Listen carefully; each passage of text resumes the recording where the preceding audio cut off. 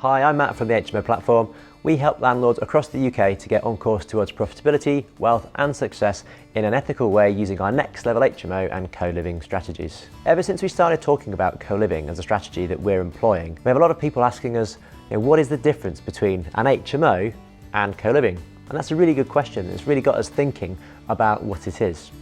Now, an HMO, as I've covered in previous videos, is a technical definition as defined by the Housing Act. It's a pretty clinical thing, but that's what it is. It's the thing that you create. It's a property that has three or more unrelated individuals living in a property where they share some facilities. But as soon as you get to co-living, that's a slightly different thing. We believe co-living is a way of living. It's the lifestyle. Co-living is short for community living, and when we talk about co-living, we mean the environment that the tenants live in. So it's the ability to have social spaces, the ability to commune with others and to eat with others, to play games with others.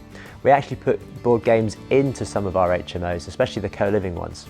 And we make sure that there's space in their rooms for people to be able to live and to sleep and to maybe work. Because in this day and age of people working remotely, this gig economy, if you like, it's quite likely that our young professional tenants, or any tenant for that matter, is going to be working on a self-employed basis and could be working from home.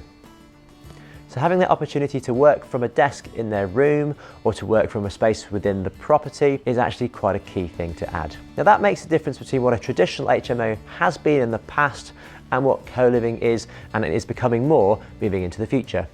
Don't get me wrong, co-living and shared living has been around for quite a while in the marketplace, and there are examples of it from when people lived in tenements over 100 years ago, and even further back to longhouses from all over the world where families would share one building for shelter and eat and farm together. But in modern days, which is obviously what we're looking at now, the rise of co-living can be put down to a few factors.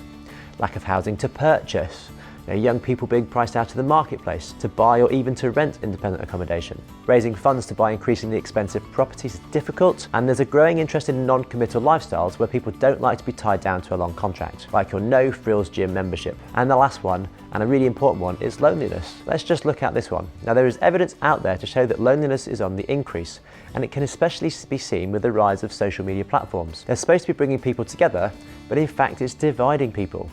We find that if we can create a community where people like to stay, where they like to live, that this is better for their well-being. Now, tenant well-being is key because if tenants like where they live, or even if they love where they live, they're going to stay for a long period of time. But that means they're also going to pay.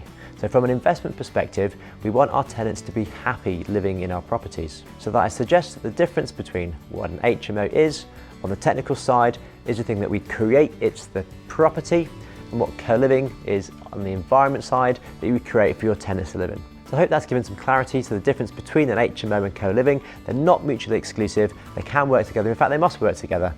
But the more we can encourage the community aspect of co-living, then we're going to be better off financially, better off in business terms, but more importantly, our tenants are going to be better off in their lives and in their environments that they find themselves in. Check out the rest of our series of videos to learn more. Thanks for watching, and please subscribe for new updates, and see you in the next video.